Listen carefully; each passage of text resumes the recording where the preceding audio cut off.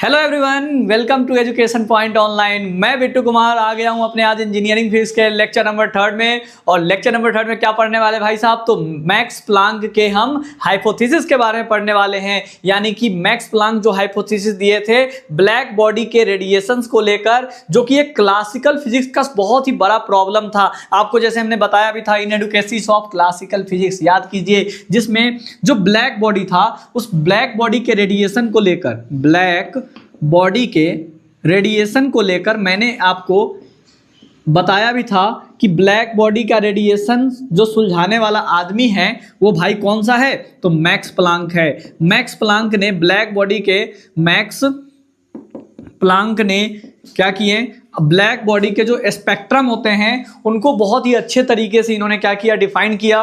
और यहाँ पे इन्होंने क्या किया, एनर्जी का एक फॉर्मूला निकाल के भी सामने दिया है कि उस ब्लैक बॉडी से जो एनर्जी एमिट हो रही है, जो एनर्जी हीट जो एमिट हो रही है, अब्जॉर्ब हो रही है, वो क्या हो रही है भाई साहब, कितना अमाउंट में हो रही है, कैसे हो रही है, ये सारी चीज़ें उन्होंने अपने हाइपोथेसिस में बताया। और यहाँ से एक क्लासिकल जो फिजिक्स था उसका बहुत ही बड़ा प्रॉब्लम ब्लैक बॉडी रेडिएशन था, उसको क्या कर लिया इन्होंने, सुलझा दिया। और इनके इस कार्य के लिए इनको क्या किया गया था, भारत रत्न से सम्मानित भी किया गया था। ये बात आपको बहुत अच्छे से हमने इन एडुकेसिस ऑफ क्लासिकल मैकेनिक्स में बता दिया था, ठीक है। लेकिन अब हमारे सामने क्या आ गया, अब हमारे सामने ये समस्या आ रहा है कि भैया वो ब्लैक बॉडी रेडिएशंस को कैसे उन्होंने बताया, कैसे सॉल्व किए, क्या किए उन्होंने अपने हाइपोथेसिस में, क्या बताया, क्या नई बातें बताई, जो इन एडुकेसिस ऑफ क्लासिकल जो फिजिक्स था वो पूरी अच्छे तरीके से क्या हो गया, सुलझ गया। और वहां से क्वांटम फिजिक्स का जन्म हुआ। तो देखिए क्या क्या कहानी थी, थोड़ा सा समझाता हूं मैं अपने वर्ड्स में, आप ध्यान से समझना। सबसे पहले बात इन्होंने ये बताया, पहला बात इन्होंने ये बताया कि कोई भी ब्लैक बॉडी हो, क्या कोई भी ब्लैक बॉडी है उससे जो रेडिएशंस निकलते हैं, क्या बोल रहे हैं भाई साहब, जो भी ब्लैक बॉडी हो, यानी ब्लैक बॉडी भी हमने आपको बता दिया है। अगर आपने वो वीडियो नहीं देखा है तो जाके आप पहले ब्लैक बॉडी वाला क्या होता है वो वीडियो देख के आइए, फिर अपन इसको करोगे तो आपको बहुत अच्छे से समझ में आ जाएगा। तो ब्लैक बॉडी हमने बता दिया है, लेकिन फिर भी यहाँ पे बता देता हूं ब्लैक बॉडी क्या होता है। ऐसा बॉडी जो किसी भी वेवलेंथ या के लाइट्स को क्या कर सकता है, जो है वो किसी भी वेवलेंथ का हो, किसी भी फ्रीक्वेंसी का हो, उसको एब्जॉर्ब कर सकता है, समझ गए, उसे हम ब्लैक बॉडी बोलते हैं। और जब ये ब्लैक बॉडी को हीट करते हैं तो उससे क्या होता है, एक रेडिएशंस निकलता है, उसे ब्लैक बॉडी रेडिएशंस कहते हैं। ये भी हमने पिछली वीडियो में डिस्कस करा था। तो यहां पे मैक्स प्लांक का क्या कहना था, जरा ध्यान से समझिए। मैक्स प्लांक का यह कहना था कि भाई साहब कोई भी ब्लैक बॉडी से जब एनर्जी एमिट होती है तो वो डिस्क्रीट फॉर्मेट में होती है, कंटिन्यूअसली नहीं होती है। क्या बताया, नॉट कंटिन्यूअसली, कंटिन्यूअसली यानी कंटिन्यूअसली ना होकर कैसे होता है, एक डिस्क्रीट, कैसे होता है भाई साहब, डिस्क्रीट फॉर्मेट में क्या होता है, एनर्जी रिलीज होता है। पहला बात इन्होंने ये बता दिया कि भाई साहब कोई भी ब्लैक बॉडी से जब एनर्जी रिलीज होगी, एमिट होगी, तो वो किस तरीके से होगी, कंटिन्यूअस ना होकर कैसे होगी भाई साहब, डिस्क्रीट फॉर्मेट में होगी, ठीक है।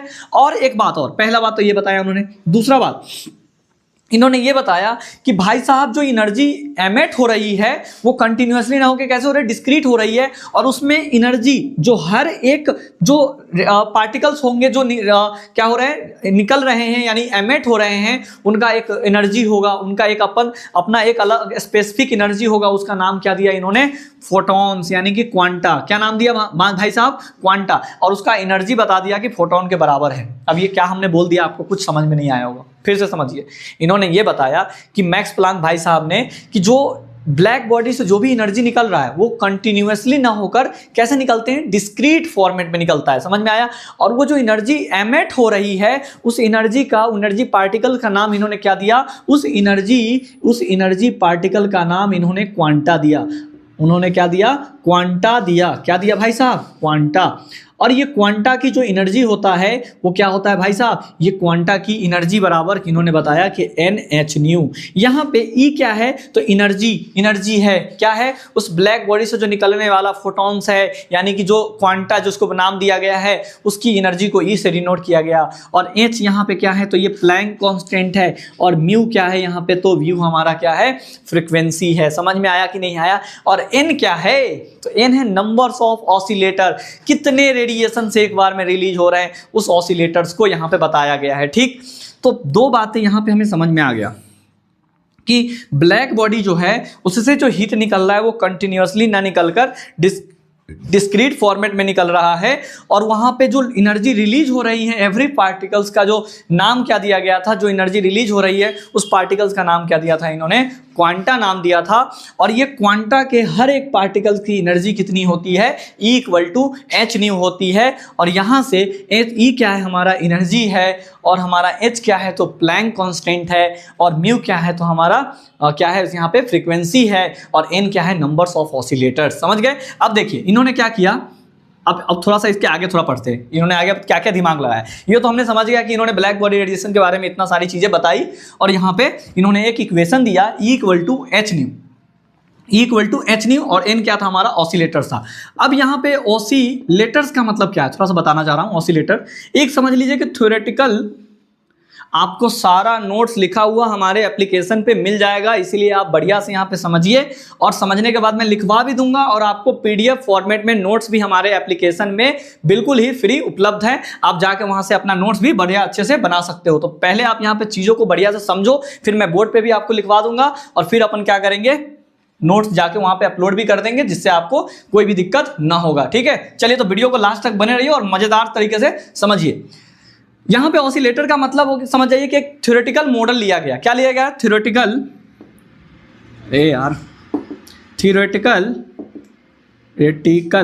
मॉडल। अब ये थ्योरेटिकल मॉडल क्या है, जरा ध्यान से समझिए।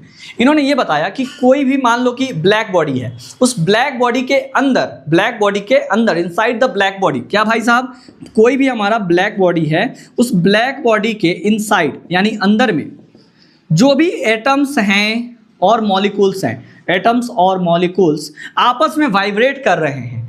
तो आपस में जब ये वाइब्रेट करते हैं तो उससे एक फिक्स अमाउंट ऑफ हीट या तो ये एब्जॉर्ब कर सकता है, या तो एक फिक्स अमाउंट ऑफ हीट क्या हो सकते हैं, बाहर एमिट हो सकते हैं। मतलब कहने का मतलब कि जो भी हीट ये तो एब्जॉर्ब करेगा या तो ये हीट एमिट करेगा, ये एक फिक्स क्वांटिटी में होगा। ऐसा नहीं कि भाई साहब जितना मने उतना कर लेंगे, नहीं, एकदम फिक्स क्वांटिटी में हीट एब्जॉर्ब करेगा और हीट एमिट करेगा। और यहाँ से मान लेते हैं कि हमें एक एवरेज निकालना है। मैक्स प्लैंक का यही अपने ये हाइपोथेसिस में किए थे कि वो एवरेज एनर्जी निकाले थे। ये तो सारी चीज़ें बता दी है कि भाई साहब क्या है ब्लैक बॉडी, और इन्होंने बता दिया ब्लैक बॉडी में जो रेडिएशंस निकलते हैं वो कंटिन्यूसली ना होकर डिस्क्रीट फॉर्मेट में होता है। ये सारी बातें इन्होंने बता दिया, और ये भी बता दिया कि आइसो जो हमारा ऑसिलेटर्स क्या होते हैं। तो ऑसिलेटर्स में यानी थ्योरेटिकल मॉडल अच्छी मतलब उन्होंने एज्यूम किया था, और इस थ्योरेटिकल मॉडल में इन्होंने ये बताया था कि कोई भी ब्लैक बॉडी है उसके अंदर जो भी एटम्स और मॉलिक्यूल्स आपस में वाइब्रेट करते हैं, तो वाइब्रेशंस के कारण जो एनर्जी या तो एमिट होंगी,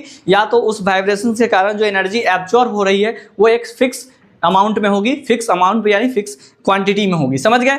तो यहाँ से इन्होंने 2-3 बातें बताई, हमने आपको बहुत अच्छे तरीके से बता दिया। अब इसमें जो मैक्स प्लैंक का मेन टारगेट था किस चीज़ को लेकर, एवरेज पूरा एनर्जी निकालने का, कि पूरा एवरेज एनर्जी जो है वो कितना एब्जॉर्ब किया गया है किसी ब्लैक बॉडी के द्वारा। तो इन्होंने क्या किया कि मान लेते हैं कि टोटल एनर्जी हमारे पास E है और total number of oscillator N है, और यहाँ से इन्होंने क्या कर दिया, एक अपना एनर्जी एवरेज एनर्जी का इन्होंने ये फॉर्मूला बताया कि मान लो कि टोटल नंबर ऑफ अपने पास जो ऑसिलेटर है वो N है, ठीक है, एंड टोटल एनर्जी जो है वो En है। तो यहाँ से हमने टोटल एनर्जी को डिवाइड कर दिया टोटल नंबर्स ऑफ ऑसिलेटर से, तो यहाँ से एवरेज निकल जाएगा। तो इसके डेरिवेशन में हमारा टारगेट क्या होगा, डेरिवेशन। देखो भाई ये तो अपना थ्योरी हो गया, अब इसके डेरिवेशन करना है। डेरिवेशन में हमारा टारगेट होगा, पहले हमें En की वैल्यू निकालो भाई साहब, और फिर N की टोटल नंबर ऑफ ऑसिलेटर और टोटल एनर्जी निकालो, और दोनों की वैल्यू निकाल के क्या करो, इस वाले में पुट कर दो, तो हमारा क्या निकल जाएगा, उस ब्लैक बॉडी का एवरेज क्या निकल जाएगा, एनर्जी निकल जाएगा। बात समझ में आया? कुछ ज़्यादा स्पीड तो नहीं हो रहा है?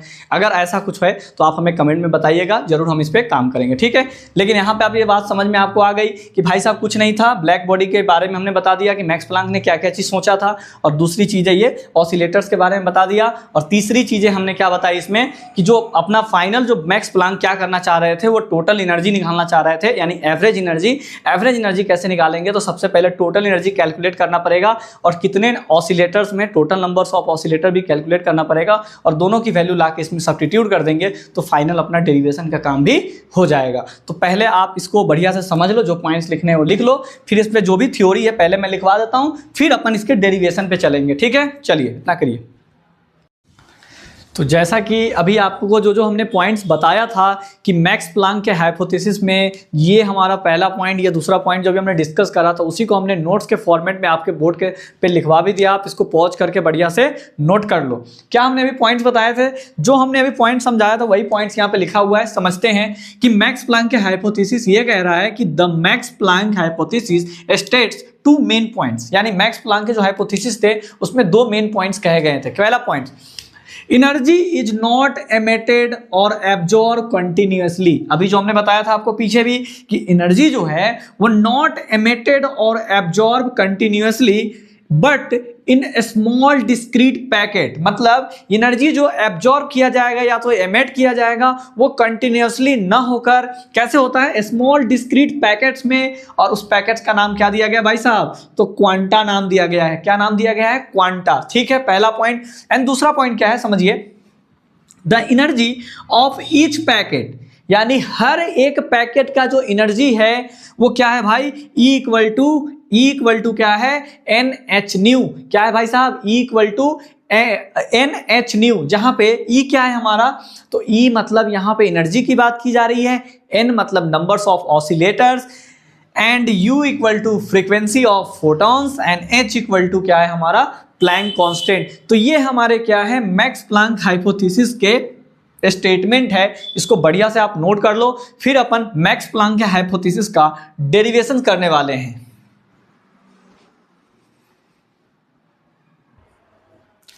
तो अब हम क्या करने वाले हैं भाई साहब, मैक्स प्लांक के जो हाइपोथेसिस है उसको डेरिवेशंस को करने वाले हैं कि जो टोटल एनर्जी जो हर एक पार्टिकल्स के द्वारा जो एमिट हो रही हैं उस टोटल जो एनर्जी है उसका एवरेज निकालना है हमें। मैक्स प्लांक भाई साहब ने क्या किया था इसके डेरिवेशन में, जो ब्लैक बॉडी है उस ब्लैक बॉडी से जो भी रेडिएशंस निकल रहे हैं या जो एनर्जी एमिट हो रही है उस एनर्जी का हमें क्या निकालना है, एवरेज निकालना है, जैसा कि हमने बताया था। और एवरेज कैसे निकालते हैं, तो हमने मान लीजिए कि यहाँ पे मान लिया कि जो टोटल नंबर ऑफ ऑसिलेटर है हमने उसको n मान लिया, जैसा कि हमने एनर्जी वाले फॉर्मूला में बताया था। If n be the total number of oscillator, मान लिया कि जो अपना ब्लैक बॉडी है उस ब्लैक बॉडी से जो एनर्जी एमिट हो रही है उसके हर एक पैकेट्स का जो ऑसिलेटर है हमने क्या मान लिया, n है। टोटल ऑसिलेटर को हमने क्या मान लिया, n मान लिया। And en their respective total energy, और जो टोटल नंबर ऑफ, जब हमने ऑसिलेटर को कैपिटल N माना है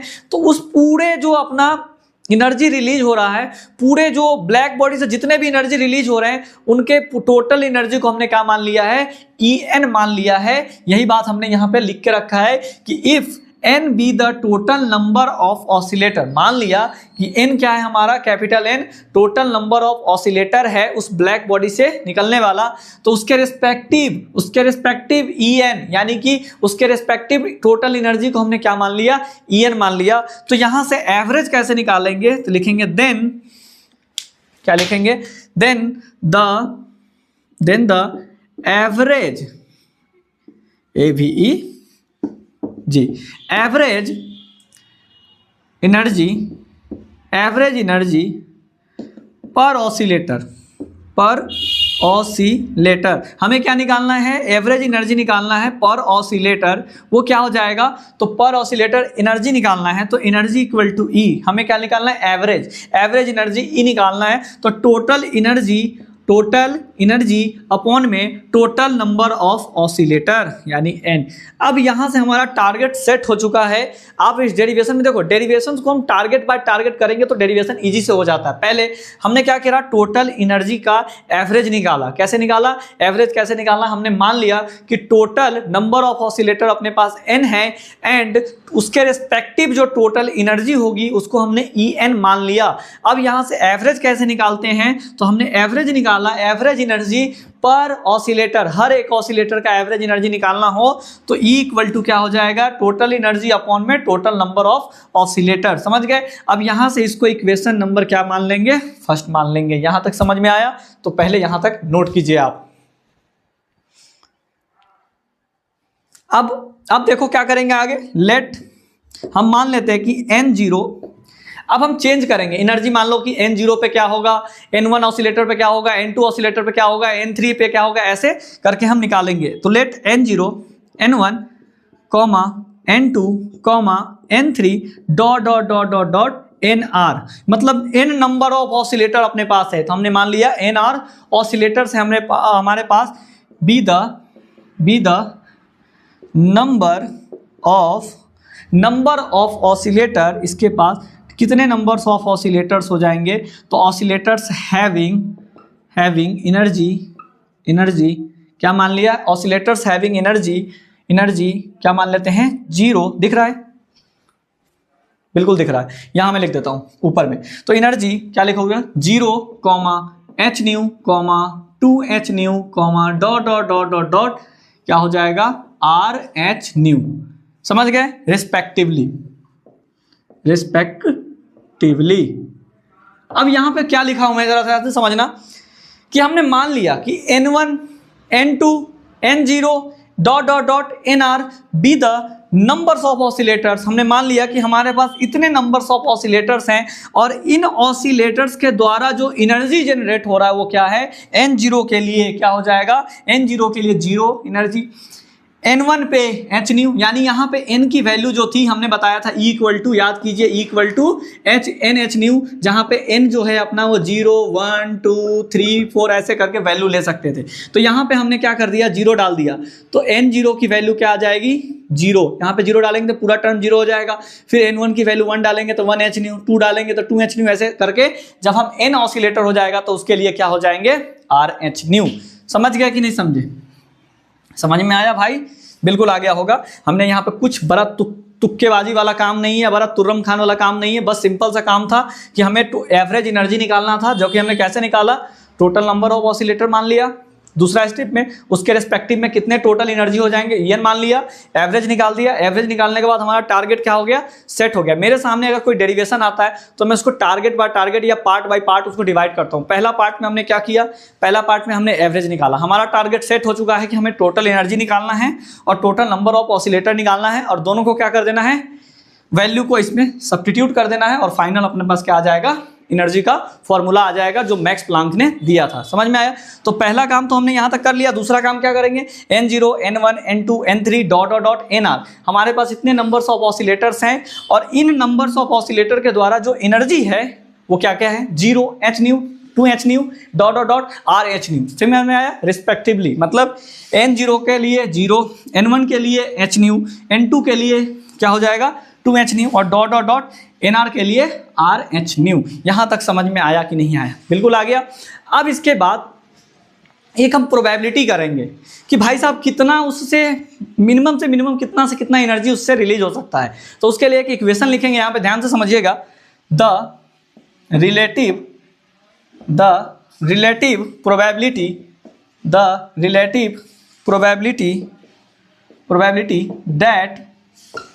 that an oscillators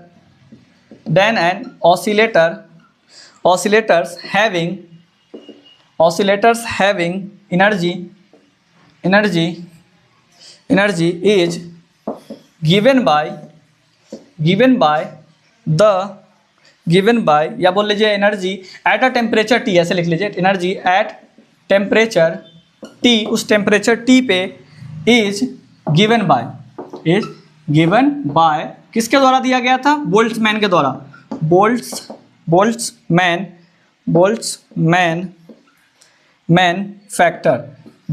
फैक्टर के द्वारा। बोल्ट्जमैन के द्वारा दिया गया एक फैक्टर था, वो क्या था? E इक्वल टू माइनस का h न्यू अपॉन में KT। याद रखिएगा ये। यानी यहाँ पे अब हमने थर्ड स्टेप में क्या किया है, ध्यान से समझिए। हमने पहले तो हमने एवरेज निकाला, उसके बाद हर एक के रिस्पेक्टिव, हर एक ऑसिलेटर के रिस्पेक्ट में हमने एनर्जी उसका निकाल दिया।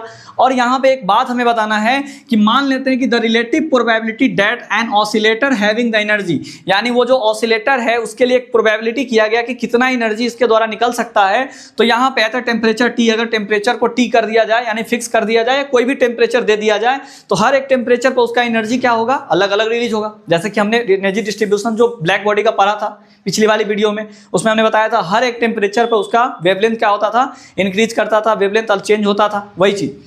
तो यहाँ पर relative probability that N oscillators having energy at a temperature T, मान लेते हैं कि उस टेम्परेचर टी पे उसके द्वारा जो एनर्जी एमिट किया जा रहा है उसकी प्रोबेबिलिटी किसके द्वारा रिप्रेजेंट करेंगे, बोल्ट्जमैन फैक्टर के द्वारा। कैसे, E = hν/kT। समझ में आया। अब देखिए, अब यहां से हमारे सामने, पहले इतना तक आप नोट कीजिए,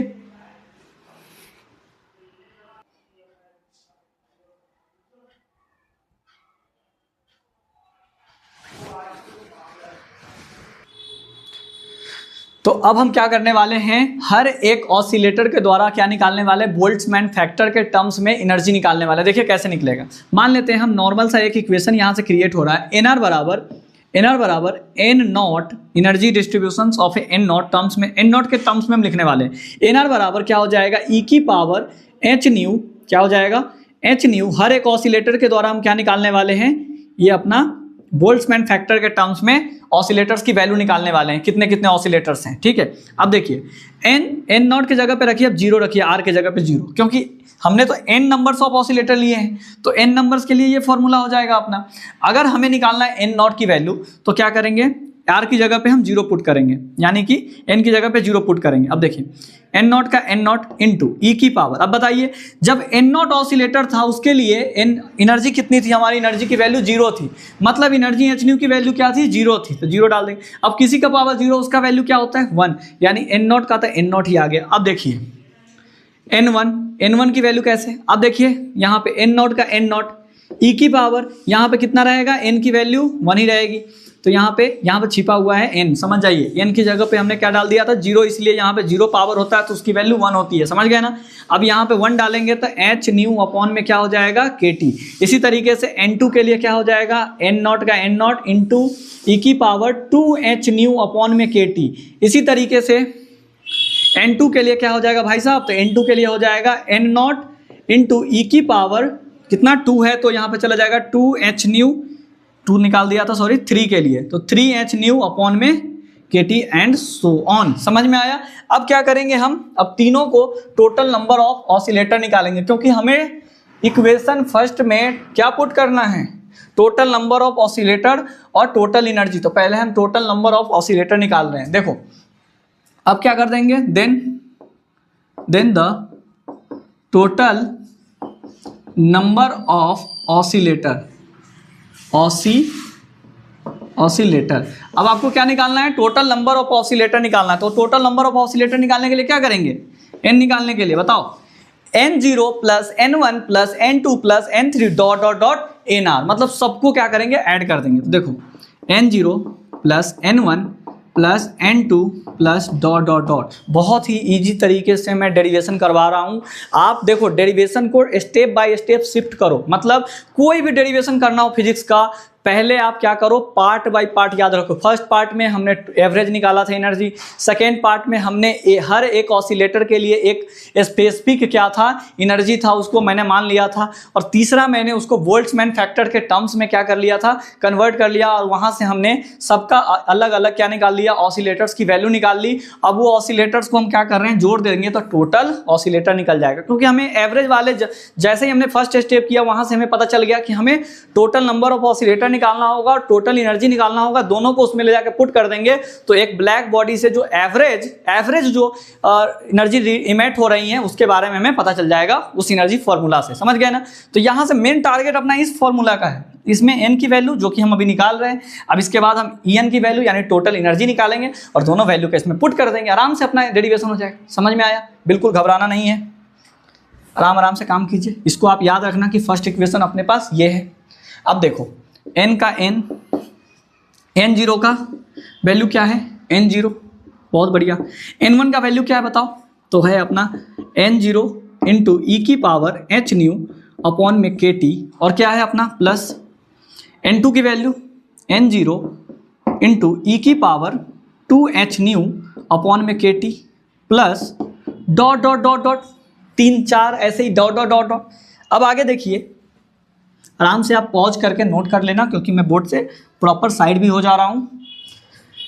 और यहाँ पे जो नोट्स आप बनाओगे क्लास में, जो नोट्स, वही नोट्स आपको रियली नोट्स में याद रहेंगे, क्योंकि वहाँ पे जाके आप डायरेक्टली नोट्स देखोगे तो आपको उसमें समझने में दिक्कत होगा। इसलिए पहले आप क्लास को बढ़िया से देखिए, फिर आपको हैंड रिटन नोट्स हमारे एजुकेशन पॉइंट के प्लेटफॉर्म पे भी जो ऐप है उस पर अपना अपलोड कर दिया गया है, वहाँ से जाके आप देख सकते हो। लेकिन आप जो साथ में नोट्स बनाते चलोगे वो एक बढ़िया नोट्स आपके बनेंगे, समझ गए। चलिए, तो यहाँ पे एन नोट देखिए, तो सब में एन नोट है आपका, कॉमन ले लेंगे। चलिए, कॉमन ले लिया एन नोट। यहाँ पे एन नोट चला गया तो क्या बचेगा, 1 बचेगा, बहुत बढ़िया। एन नोट चला गया तो क्या बचेगा, ई की पावर एच न्यू अपॉन में के टी, बहुत बढ़िया। इसी तरीके से इसमें से भी एन नोट चला गया तो क्या बचेगा, ई की पावर एच न्यू अपॉन में के टी। यहाँ पे क्या है, 2 है, 2। यहाँ पे 1 पावर चल रहा था, यहाँ पे 2 पावर, ऐसे dot dot dot dot dot ऐसे ही चलता रहेगा। समझ में आया। अब एक सीरीज होता है, आप याद रखना, मैं आपको एक सीरीज याद करवा रहा हूँ, पहले आप यहाँ से नोट कीजिए। हो गया यहाँ तक नोट। चलिए, अब यहाँ पे आपको एक सीरीज नजर आ रहा होगा, जरा ध्यान से देखना। सीरीज हमारे पास क्या होता है, 1 प्लस एक्स मतलब कुछ भी हो जाए, जैसे यहाँ पे ई की पावर है तो पहले क्या दिखाई दे रहा है, एक्स की पावर 1, यानी ये पावर यहाँ पे 1 दिखाई दे रहा है। फिर ई की पावर 2 मतलब यहाँ पे पावर क्या दिखाई दे रहा है, 2 प्लस डॉट डॉट डॉट। जब ऐसा चीज आता है 1 plus x plus x square, तो इसका डायरेक्ट हम सीरीज याद कर लेंगे। क्या होता है भाई साहब, 1 माइनस एक्स होता है। याद रहेगा आपको सीरीज, बिल्कुल भैया हमें याद रहेगा। क्या सीरीज हमने लगाया था, 1 प्लस एक्स की जगह पे कुछ भी हो सकता है। तो यहाँ पे ई की पावर पहले 1 चल रहा है, 1 चल रहा है, यहाँ पे 2 चल रहा है, 2 चल रहा है, उसका 3 4 5 ऐसे डॉट डॉट डॉट। तो आप क्या कर लोगे, इस पूरे सीरीज का वैल्यू 1 अपॉन क्या होता है, 1 माइनस एक्स होता है। यहाँ तक समझ में आया। पॉज करके आप इसको अच्छे से नोट कर लेना, ठीक। चलो, अब इस साइड देखो आप। हाँ, अब देखिए, अब ये जो दिखाई दे रहा है n का n लिख लीजिए, बहुत बढ़िया। अब यहाँ n0 है, उसका n0 भी लिख लीजिए, बहुत बढ़िया। अब इस पूरे सीरीज का वैल्यू क्या होता है, 1 अपॉन, बहुत बढ़िया, 1 अपॉन क्या होता है, 1 माइनस। अब ये x की जगह पे क्या बैठा हुआ है, आप ही बताइए, x की जगह पे क्या बैठा है, यही ना बैठा है। तो लिख दीजिए ई की पावर एच न्यू अपॉन में के टी। समझ में आया मेरे भाई, बहुत बढ़िया से भैया हमने क्या कर लिया, टोटल नंबर्स ऑफ ऑसिलेटर्स निकाल लिए हैं। अब क्या हमारा टारगेट है, टोटल नंबर ऑफ एनर्जी को निकालना। तो टोटल नंबर ऑफ एनर्जी कैसे निकालेंगे, पहले आप यहां तक बढ़िया से नोट कीजिए, तब तक मैं बोर्ड इरेज कर लेता हूं। तो अब हम क्या करने वाले हैं, टोटल एनर्जी कैलकुलेट करने वाले हैं। तो लिखेंगे टोटल एनर्जी ऑफ यार टोटल एनर्जी ऑफ ऑसिलेटर लिख दो, ऑसिलेटर्स, यानी जो ऑसिलेटर्स हैं उनके द्वारा जो टोटल एनर्जी है उसको हमने क्या नाम दिया था, EN नाम दिया था। बिल्कुल आपको याद भी होगा। चलिए, कैसे निकालते हैं एनर्जी बराबर, आप थोड़ा सा याद कीजिए। E इक्वल टू क्या होता है, NH न्यू, ठीक है। तो यहाँ पे अगर हम टोटल एनर्जी की बात करें तो इसके लिए ऑसिलेटर क्या होगा, ये होगा। अब आपको क्या करना है, n की जगह पे 0 पुट करना है। तो 0 वाले के केस में याद रखिए, n0 के केस में क्या एनर्जी एच न्यू की वैल्यू थी, 0 थी कि नहीं थी, बिल्कुल। तो यहाँ से En equal to n naught into क्या हो जाएगा, 0। तो यहाँ से क्या आ जाएगा भाई साहब, E नॉट की वैल्यू क्या आ जाएगी, 0। इसी तरीके से E1 की वैल्यू निकाल सकते हो, बिल्कुल भैया निकाल सकते हैं, एच न्यू। आ रहा है समझ में, बिल्कुल भैया आ रहा है। तो यहाँ से हम क्या करेंगे भाई साहब, यहाँ से हम चीज़ों को थोड़ा सा मोल्ड करने वाले हैं। कैसे, ध्यान से समझिए, डायरेक्ट करने वाले हैं, डायरेक्ट समझिएगा। n0 plus n1 plus n1 H new, और इसके साथ भी n0 एच न्यू। समझ में आ रहा है क्या लिख रहा हूँ, E equal to NH nu, समझ में आया, वही चीज, plus n2 into 2H new, क्योंकि n2 के द्वारा जो एनर्जी रिलीज होगा वो कितना होगा, 2H न्यू होगा। और इसी तरीके से plus n3 into 3H new plus dot dot dot dot dot. कोई दिक्कत तो बताइए, बिल्कुल भैया यहाँ तक हमें कोई दिक्कत नहीं है। अब देखिए यहाँ पे n0 के लिए, यानी 0 के लिए हमारा जो h न्यू की वैल्यू क्या थी, 0 थी, और n1 के लिए ये था। तो यहाँ पे ये क्या हो जाएगा, इसकी वैल्यू 0, समझ गए। तो En इक्वल टू क्या हो जाएगा, 0 plus n1 into H new plus n2 into 2H new plus n3 into 3H new plus dot dot dot. आया समझ में। हम अभी एनर्जी निकाल रहे हैं, हमने टोटल नंबर ऑफ ऑसिलेटर निकाल के रखा है, ठीक है। अब देखिए ई एन इक्वल टू, अब ये तो जीरो था भाई साहब, गायब हो जा तू यहाँ से, चला जा, चला गया। अब देखिए सब में एच न्यू कॉमन है, निकाल लीजिए कॉमन। तो एच न्यू क्या कॉमन निकलेगा, एच न्यू क्या बचेगा भाई साहब, इसमें N1 बचेगा प्लस इसमें क्या बचेगा N2 और इसके साथ भी 2 प्लस इसमें क्या बचेगा भाई साहब 3 N3 plus dot dot dot dot dot dot dot. कोई दिक्कत तो बताइए। अब कहो कि भैया ये क्या गया। अब देखो यहाँ पे क्या करना है, ई का ई एन, कोई दिक्कत नहीं दिक्कत। अब आपको हर एक के लिए क्या पता है, बोल्ट्जमैन फैक्टर पता है। तो N1 के लिए आप कहोगे बिल्कुल भैया इसके लिए भी हमें पता है, क्या था N1 ई की पावर क्या था, याद कीजिए N0 के टर्म में था। N1 अभी निकाला था आपने, N1 की वैल्यू पीछे क्या निकाला था, N1 निकाला था बिल्कुल भैया N0 इंटू ई की पावर एच न्यू अपॉन में के टी। N2 निकाला था कि नहीं निकाला था, जस्ट यहीं पे अभी आपने निकाला था, बिल्कुल निकाले थे, वही चीज़ हम यहाँ पे पुट कर रहे हैं। तो हो जाएगा एच न्यू अपॉन में के टी, ठीक, प्लस 2N0। N2 की वैल्यू क्या थी, N2 की वैल्यू थी ई एच न्यू अपॉन में के टी प्लस, क्योंकि एग्जैक्ट हम पता नहीं कर पाएंगे कितना एनर्जी निकल रहा है, इसीलिए हमने इसका प्रोबेबिलिटी टर्म्स में ले रहे हैं, ठीक है। अब यहाँ से 3N0 इंटू ई की पावर एच न्यू अपॉन में के टी, समझ गए ना, तो प्लस डॉट डॉट डॉट। अब यहाँ से देखिए हमने ये N1 N2 N3 की वैल्यू हमने पीछे निकाल के रखा था, वहाँ से हमने इसमें सब्स्टिट्यूट कर लिया। अब देखिए इस सब में आपको क्या कुछ और कॉमन दिख रहा है, तो बिल्कुल कहोगे भैया हमें अब कॉमन N1 N0 भी दिख रहा है, सब में N0 भी दिख रहा है। और e की पावर यहाँ पे सॉरी 2 होता, यहाँ पे होता 3 बाय मिस्टेक्स, सॉरी। चलिए e की पावर n दिख रहा है ना, बिल्कुल। चलिए e की पावर h न्यू, ठीक है, h न्यू, और क्या दिख रहा है इसमें N0 कॉमन दिख रहा है। और एक अपन तो मिनिमम देखो इसमें e की पावर 1h न्यू है, इसमें भी e की पावर 2h न्यू है, 3h न्यू, 4h न्यू, तो हम इसमें से e की पावर 1h न्यू कॉमन ले सकते हैं, बिल्कुल ले सकते हैं। तो e की power minus h new upon में के टी, ये हमने कॉमन ले लिया। और इसमें क्या बचेगा तब, इसमें से N0 भी चला गया, ये भी चला गया, तो 1 बचा, इसमें 2 बचा, और एक चला गया तो कितना बचा, e की पावर क्या बचा h न्यू अपॉन में के टी, एक एक पावर कम होते जाएगा। और यहाँ पे बचा 3 और e की पावर h न्यू कितना 3 था, तो अब 2 बचेगा क्योंकि एक कॉमन ले जा चुका है, यानी एक हमने कॉमन ले चुके हैं। तो जब हमने एक कॉमन ले चुके हैं तो पावर क्या होगा, एक एक कमते जाएगा इसमें, पहले यहाँ पे क्या हो गया 1, यहाँ पे 2, ऐसे करके, ठीक। अब देखिए यहाँ पे ऊपर से इरेज कर रहा हूँ, इसकी तो वैल्यू हमें ज़रूरत है तो उसको नहीं इरेज करेंगे, आप इसको पॉज करके नोट कर लेना। अब देखिए यहाँ से, अब यहाँ से क्या है, यहाँ पे ये अपना ज़रूरत है इसीलिए इसको कुछ नहीं करेंगे।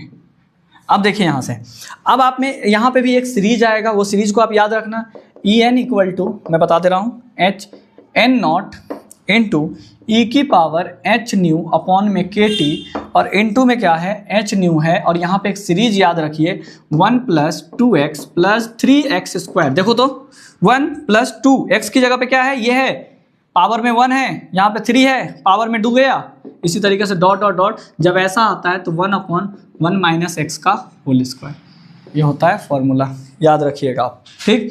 अब इस फॉर्मूले को क्या करेंगे, इसमें शिफ्ट कर देंगे, तो ई एन बराबर N0, अरे सॉरी यहीं पे लिख दो, क्योंकि इस पूरे सीरीज का वैल्यू क्या हो जाएगा, तो इस पूरे सीरीज का हो जाएगा 1 क्या हो जाएगा भाई साहब, 1 क्या हो जाएगा 1 माइनस, और x की जगह पे क्या चल रहा है, e की पावर h न्यू अपॉन में के टी की पावर 2। बहुत बढ़िया, यहाँ तक हमने कर दिया। अब देखिए अब क्या करेंगे, हाँ अब समझिए, यहाँ से ध्यान से, नीचे की जरूरत नहीं है, इसको भी इरेज कर देते हैं। अब देखिए यहाँ से ई एन का ई एन बराबर N0 इंटू ई की पावर h न्यू अपॉन में के टी और इंटू एच न्यू, और अपॉन में क्या चला जाएगा, अपॉन में अपने पास आ जाएगा 1 माइनस ई की पावर एच न्यू अपॉन में के टी का होल स्क्वायर। हमने इंटू कर दिया, 1 से इंटू करेंगे तो ये ऊपर वाला जो कहते हो और नीचे वाला होल स्क्वायर का होल स्क्वायर। इसको मान लीजिए इक्वेशन सेकेंड और इसको इक्वेशन ऑफ थर्ड, और इक्वेशन अपने पास फर्स्ट एवरेज वाला था, तो फर्स्ट और सेकेंड यानी जो सेकेंड और थर्ड की जो वैल्यू है किस में पुट कर देंगे, फर्स्ट में। तो लिखिएगा पुटिंग द वैल्यू, डायरेक्ट ऐसे भी लिख सकते हैं n and E N in equation number first, यानी n यानी numbers of oscillator, total number of oscillator, and E N, इन दोनों की वैल्यू किस में पुट करने जा रहे हैं, फर्स्ट वाले में। तो बाय फर्स्ट इक्वेशन क्या है अपने पास, बस फर्स्ट इक्वेशन, तो यहाँ पे है E equal to E N upon में नंबर्स ऑफ ऑसिलेटर। चलो पुट करते हैं। तो E का E बराबर, ई एन की वैल्यू क्या है बताइए, थोड़ा ऊपर कर देता हूँ ताकि अच्छे से आपको दिखाई दे। इरेज कर रहा हूँ यहाँ से ये वाला सीरीज, आप नीचे नोट कर लेना क्योंकि यहाँ पे बोर्ड पे पर्याप्त जगह नहीं है। अरे यार मिटा दिया, सॉरी। एन नॉट इंटू ई की पावर एच न्यू अपॉन में के टी इंटू एच न्यू, यही था ना, बिल्कुल ये था अपना ई एन की वैल्यू। इधर मिटाता हूँ, यहाँ पे देखिए।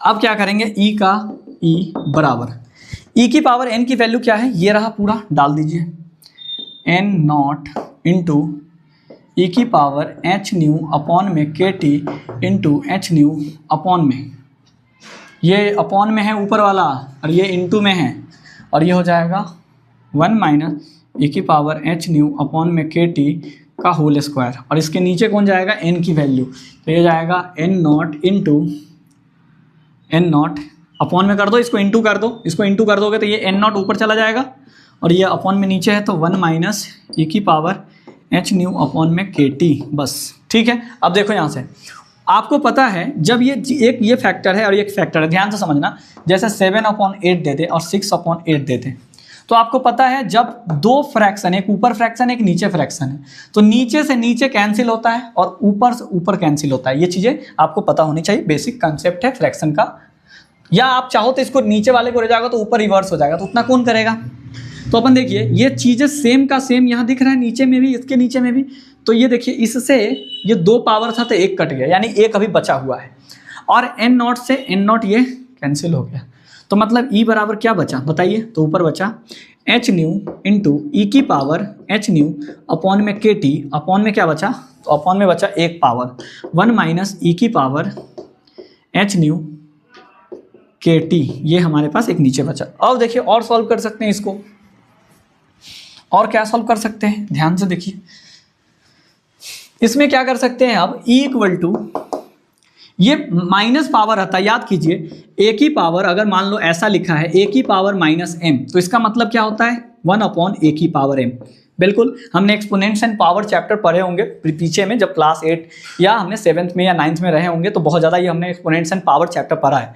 तो a की पावर माइनस m का मतलब क्या होता है 1/a की पावर m, यानी पावर अगर प्लस बनाना है तो उसको अपॉन में डाल देंगे, या अगर हमें माइनस पावर नीचे में दिया है तो उसको ऊपर ले जाएंगे तो वो क्या बन जाएगा, प्लस में बन जाएगा। ठीक है, ये चीज़ें बहुत ही बेसिक चीज़ें हैं, आपको पता होनी चाहिए। ठीक, देखिए एच न्यू का एच न्यू अपॉन में देखिए क्या जा रहा है 1 माइनस ई की पावर एच न्यू अपॉन में के टी, और नीचे में ये माइनस पावर है नीचे में आ जाएगा तो क्या हो जाएगा ई की पावर एच न्यू अपॉन में के टी, ये प्लस में हो जाएगा। ये जो माइनस पावर नीचे गया तो प्लस में हो गया, समझ गए ना। ये चीज़ें उठा के मैंने नीचे डाल दिया तो ये माइनस पावर क्या हो गया प्लस। अब E equal to H nu upon में, ध्यान से समझिएगा, इंटू करते हैं, इंटू करेंगे तो इससे एक बार इसमें होगा और इससे इसमें भी होगा। तो चलो करते हैं, ई की पावर एच न्यू अपॉन में के टी माइनस इसमें करो तो ये जो कहते हो के टी, और इंटू ई की पावर एच न्यू अपॉन में के टी। अब देखो बेस सेम होता है, फिर याद करो, एक आपको और याद होगा एक्सपोनेंट्स एंड पावर का, ए की पावर एम इंटू ए की पावर एन, यानी बेस सेम है तो पावर क्या करते हैं ऐड कर देते हैं, तो m प्लस n, यही ना होता है। तो यहाँ पे भी वही है, बेस सेम है तो पावर आपस में ऐड हो जाएगा।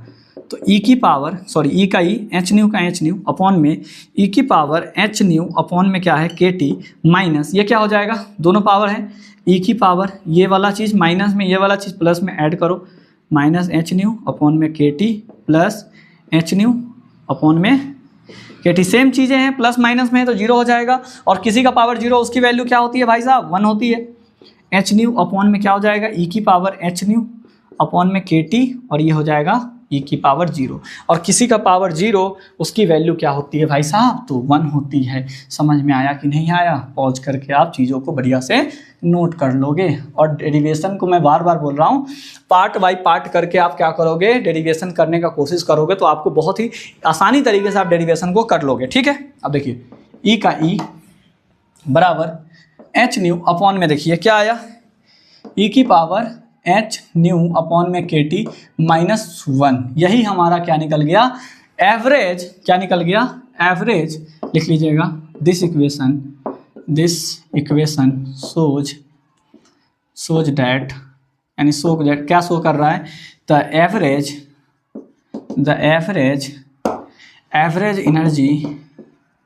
Energy of an oscillator of black body radiation. जो ब्लैक बॉडी रेडिएशन है उसके द्वारा जो एवरेज रेडिएशन, ठीक है साइड में रेडिएशन लिखा हुआ है, ब्लैक बॉडी रेडिएशन के द्वारा जो एवरेज क्या निकल रहा है, एनर्जी निकल रहा है, उसको हमने डिराइव कर लिया। और ये आपके पेपर में क्वेश्चंस कई बार पूछे गए हैं, तो आप इसको बढ़िया से क्या करोगे, डिराइव कर लोगे।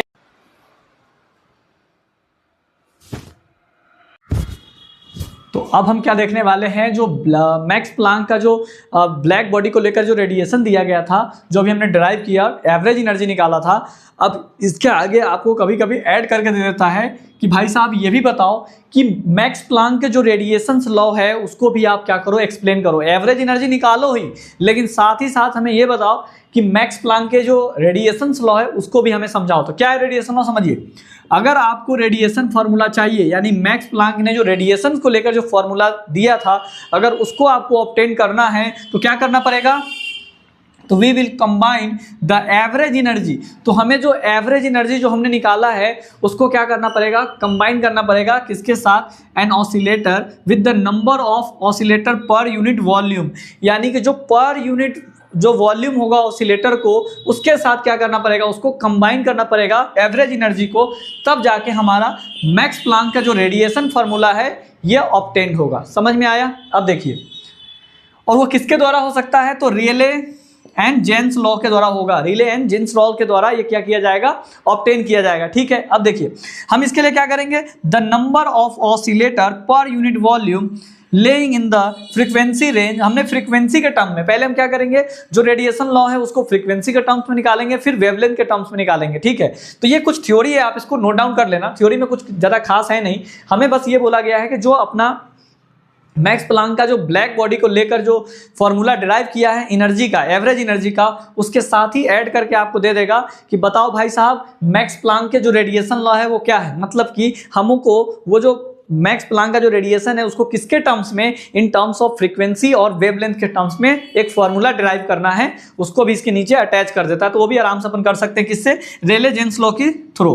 रेले जेन्स लॉ के थ्रू हम ये कर सकते हैं। उन्होंने क्या बताया कि अगर आपको रेडिएशन फार्मूला चाहिए तो आप एवरेज एनर्जी को, इसीलिए हमने पहले एवरेज एनर्जी कैलकुलेट करा, उसके बाद an oscillator with number of oscillator per unit volume, यानी कि जो ऑसिलेटर है उसके पर यूनिट वॉल्यूम को हमें क्या करना है, लेके चलना है, उसके दोनों को एक साथ मल्टीप्लाई कर देंगे, कंबाइन कर देंगे, तो हमारा क्या निकल जाएगा, रेडिएशन लॉ निकल जाएगा इन टर्म्स ऑफ किसमें, फ्रीक्वेंसी। समझ गए? अब देखिए निकाल के जैसे बताता हूं। तो मान लेते हैं कि हमारा रेंज दिया है u से लेकर u प्लस du, ये रेंज है। इस रेंज में हमें क्या करना है, फ्रीक्वेंसी निकालनी है। तो कैसे निकालेंगे, देखिए इसके लिए रिले जो था जेन्स लॉ ने ये बताया था कि भाई 8 पाई म्यू का स्क्वायर अपॉन du अपॉन सी स्क्वायर। और यहाँ पे c क्या है, c is a velocity of light. ये चीजें आपको याद रखनी पड़ेगी इतना, ठीक है। अब ये चीजें जब आपको याद रहेगा तो बेसिक अब यहाँ पे समझिए कि हमें क्या निकालना है, रेडिएशन लॉ को निकालना है इन टर्म्स ऑफ फ्रीक्वेंसी। तो क्या कर देंगे, number of oscillator divide by volume और इनटू एवरेज एनर्जी। अब आपको number of oscillator per unit volume कितना दिया है, ये रहा, पुट कर दीजिए 8 पाई mu square upon du upon में क्या हो जाएगा, एवरेज एनर्जी अभी हमने कैलकुलेट करा था, वो एवरेज एनर्जी क्या था, एक मिनट बस नोट कीजिए आप। तो हमने एवरेज एनर्जी क्या कैलकुलेट करा था भाई साहब, ये मिटा देता हूं मैं,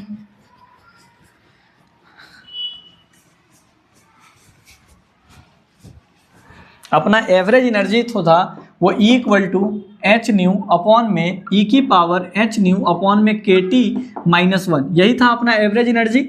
अब इस एवरेज एनर्जी को क्या करेंगे, यहाँ पे इनटू कर देंगे, तो इनटू एच न्यू अपॉन में क्या हो जाएगा, अपॉन में हो जाएगा ई की पावर एच न्यू अपॉन में के टी माइनस का 1, ठीक है, माइनस का 1, यहाँ पे नहीं -1 था, ये यहाँ पे था, पावर में नहीं था, ठीक है। अब चलो इंटू करते हैं, तो इंटू करने पे क्या आएगा, इंटू करने पे हमारा आ जाएगा ये स्टेटमेंट जो था आपको याद रखनी पड़ेगी कि जो हमारा अगर रेडिएशन लॉ जो हम निकालने जा रहे हैं इन टर्म्स ऑफ फ्रीक्वेंसी, तो उसके हमें जो ऑसिलेटर है उसके पर यूनिट्स वॉल्यूम को अपने एवरेज एनर्जी के साथ मल्टीप्लाई करना पड़ेगा, तब जाके अपना क्या निकल के सामने आएगा, तब आपके जो मैक्स प्लांक का जो रेडिएशन लॉ है इन टर्म्स ऑफ फ्रीक्वेंसी, ये आप आसानी से निकाल लोगे और ये आपको हेल्प करेगा न्यूमेरिकल क्वेश्चंस को सॉल्व करने में, ठीक है। तो चलिए करते हैं, फटाक से हमने मल्टीप्लाई कर दिया। अब देखिए 8 का 8, पाई का पाई, अब देखो म्यू और म्यू यहाँ पे भी है, तो म्यू का पावर क्यू हो जाएगा और यहाँ पे डी यू अपॉन में क्या हो जाएगा, अपॉन में सी क्यूब, छूट गया था, सी क्यूब इनटू क्या हो जाएगा, एच भी चल रहा है इसमें, प्लैंक कांस्टेंट, और अपॉन में क्या है अपने पास, तो 1 अपॉन ई की पावर एच न्यू अपॉन में के टी और -1 का 1। कोई दिक्कत तो बताओ, ये अपना चल रहा है U mu D V D U, ठीक है, यू म्यू डी यू। यानी हम जो अभी डिराइव करने वाले हैं, क्या बार बार बोल रहा हूँ, ये हम क्या डिराइव कर रहे हैं कि energy radiation law in terms of frequency, ठीक है। अब चलिए देखिए यहाँ से क्या करेंगे, थोड़ा सा है ये चीज़ें इसमें कुछ याद रखनी पड़ती है। अब देखो इसमें आप क्या कर सकते हैं, थोड़ा सा जमा के इसको लिख लेते हैं अरेंजमेंट करके, तो कैसे लिखेंगे, 8 पाई एच इधर लिख दीजिए और एक काम करते हैं सी नीचे लिख दीजिए और u cube into D U upon में क्या हो जाएगा, अपॉन में हो जाएगा ई की पावर एच न्यू अपॉन में के टी और -1 का 1। ये हमने जो डिराइव करके सामने लिखा है, ये क्या है फॉर्मूला, तो ये अपना दिस इज मैक्स प्लैंक या प्लैंक्स रेडिएशन लॉ, यही है Planck radiation law in terms of क्या, फ्रीक्वेंसी, समझ में है, इन टर्म्स ऑफ फ्रीक्वेंसी। तो ये बहुत बड़ा इसमें तोप का काम नहीं था, बस सिंपल सा ये काम करना था अपने को कि जो नंबर्स ऑफ ऑसिलेटर है पर यूनिट को, पर यूनिट वॉल्यूम में, उसको किससे मल्टीप्लाई करना था, अपने एवरेज एनर्जी से। हमने एवरेज एनर्जी कैलकुलेट करके रखा था और जो ऑसिलेटर्स है पर यूनिट वॉल्यूम वो ये होता है इसका, और यहाँ पे हमने क्या कर दिया, इससे मल्टीप्लाई कर दिया, तो हमारे पास जो energy radiation formula in terms of frequency वो डिराइव हो गया। अब क्या करेंगे, एनर्जी के टर्म, हमने फ्रीक्वेंसी के टर्म्स में तो मैक्स प्लैंक का डेरिवेशन कर लिया, अब क्या करेंगे, हम करेंगे वेवलेंथ के टर्म्स में। क्योंकि ये भाई एक बात बताओ, जब भी आपने पीछे एक ग्राफ आपको बताया था, ध्यान से समझिएगा, जो अपना ग्राफ कुछ इस तरीके से बना था, ऐसा कुछ ग्राफ था जिसमें हर एक टेम्परेचर के लिए अलग अलग वेवलेंथ था और अलग अलग उसकी फ्रीक्वेंसी भी होगी। तो यहाँ से हमें क्या, हमने वही कॉन्सेप्ट का यूज करके यहाँ पे क्या निकाला है, मैक्स प्लैंक के रेडिएशन लॉ का यूज करके कि हर एक, मान लो कि फ्रीक्वेंसी है, हर एक वेवलेंथ का अलग अलग फ्रीक्वेंसी है, तो कितना फ्रीक्वेंसी हो सकता है अलग अलग वेवलेंथ के लिए। तो ये बेसिकली इसमें आपको न्यूमेरिकल बनाने के लिए फॉर्मूला यूज किया जाता है, और मैक्स प्लैंक के जो एवरेज एनर्जी डेरिवेशन करोगे उसके नीचे ये थोड़ा सा सटा के दे देगा। तो आपको कुछ नहीं करना है, number of oscillator per unit volume multiply by average energy, और वो कर दोगे तो आपके सामने क्या एक डेरिवेशन बनेगा, इक्वेशन बनेगा, और उस इक्वेशन का नाम क्या होगा, मैक्स प्लैंक का radiation law in terms of frequency. अब देखिए हम क्या डिराइव करेंगे, अब करेंगे मैक्स प्लैंक के जो रेडिएशन लॉ है उसको हमने फ्रीक्वेंसी के टर्म में तो कर लिया, अब करेंगे उसको हम वेवलेंथ के टर्म्स में। तो वेवलेंथ के टर्म्स में कैसे करेंगे, इसका हमें जरूरत पड़ेगा, तो इसको हम इरेज नहीं करेंगे क्योंकि हमें जो फ्रीक्वेंसी है उसको वेवलेंथ में कन्वर्ट करना है। मतलब देखिए टर्म में कैसे करेंगे, तो म्यू इक्वल टू जानते हैं सी लैम्डा, म्यू इक्वल टू क्या होता है भैया, तो सी लैम्डा होता है। तो यहाँ से एक बात बताइए, म्यू की वैल्यू क्या पुट कर देंगे, सी अपॉन लैम्डा, यानी इसमें जो म्यू दिख रहा है इसके जगह पे क्या पुट कर देंगे, सी लैम्डा।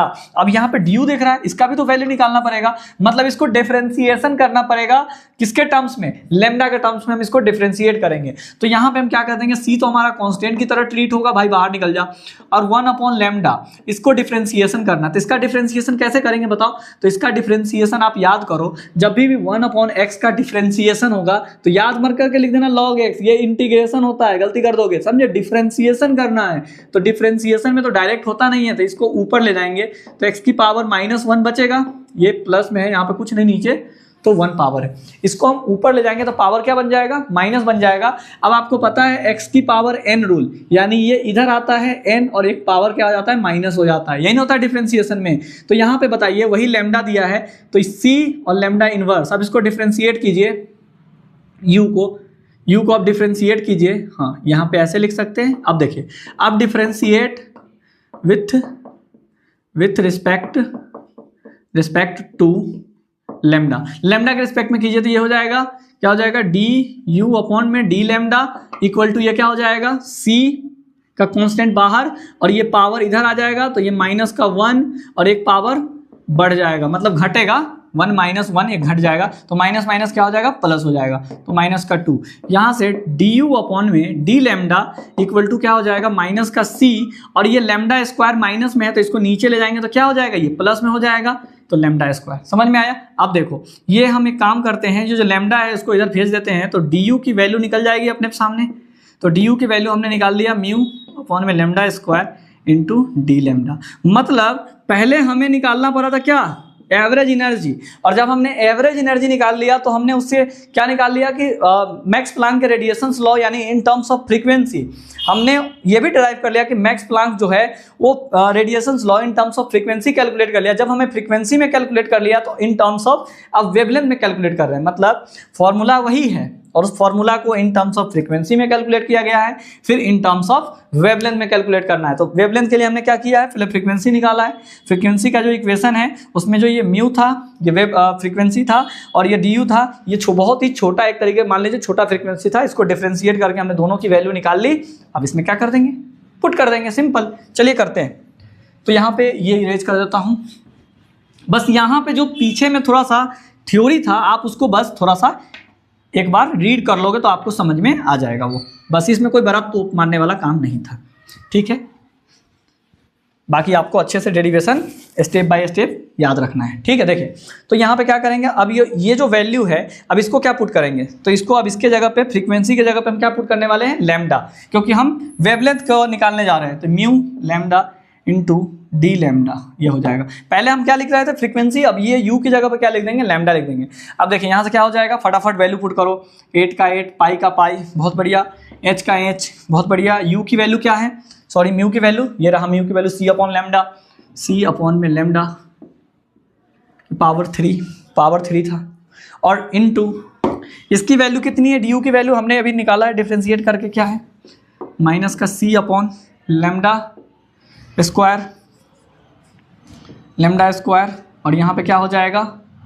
अच्छा एक चीज़ यहाँ पे देख लेना, एक चीज़, सॉरी बाय मिस्टेक छूट गया, u into D you lambda बराबर हो जाएगा माइनस का, इसको जब हम फ्रीक्वेंसी के टर्म्स में इसको कन्वर्ट करेंगे तो इसकी वैल्यू क्या हो जाएगी, सॉरी भूल गया था मैं, mu lambda into D lambda, ये माइनस में होगी, ठीक है। आप याद रखना, अगर आप इस फ्रीक्वेंसी को वेवलेंथ के टर्म में कन्वर्ट करोगे तो जहाँ पे म्यू था वहाँ पे लैम्डा आ गया, लेकिन इसकी वैल्यू क्या होगी, निगेटिव होगी, तो यहाँ पे निगेटिव करना मैं भूल गया था, ठीक है। देख लीजिए, अब mu lambda D lambda equal to क्या हो जाएगा, ध्यान से देखिए, इधर वैल्यू पुट हो रहा था, अपॉन में क्या चल रहा है, C3 चल रहा था, और उसके बाद e की पावर h न्यू अपॉन में kt -1, ठीक, कर लिया इतना। अब क्या करेंगे, अब देखो ये माइनस है, इनटू में आएगा, ये माइनस से माइनस उड़ जाएगा, यानी ये माइनस खत्म, ये माइनस यहाँ पे हमने खत्म कर दिया। अब देखिए c की पावर 3 है, c की पावर 3 कैंसिल हो जाएगा और एक c बचेगा, तो यहाँ पे लिख दो 8 पाई c और h, ठीक है। अपॉन में क्या बचा,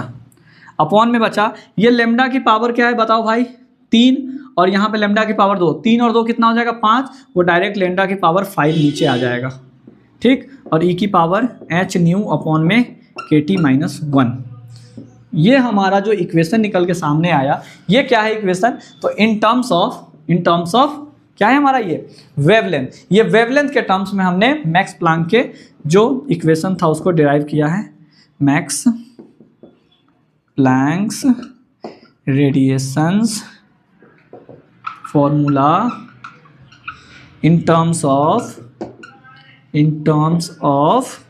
क्या, वेवलेंथ के टर्म में। बस बहुत अच्छे से हमने ये पूरा डेरिवेशन कंप्लीट कर लिया है। और यही क्वेश्चन आपके पेपर में बहुत ज़्यादा डेरिवेशन पूछे जाते हैं कि पहले तो आपको एवरेज एनर्जी निकालना है, एवरेज एनर्जी निकालने के बाद आपको टोटल क्या निकालना है, उसके बाद रेडिएशंस लॉ की यानी उसको किस में कन्वर्ट करना है हमें, रेडिएशंस लॉ यानी कि हमें उसको किस में ले जाना है, फ्रीक्वेंसी के टर्म्स में ले जाना है।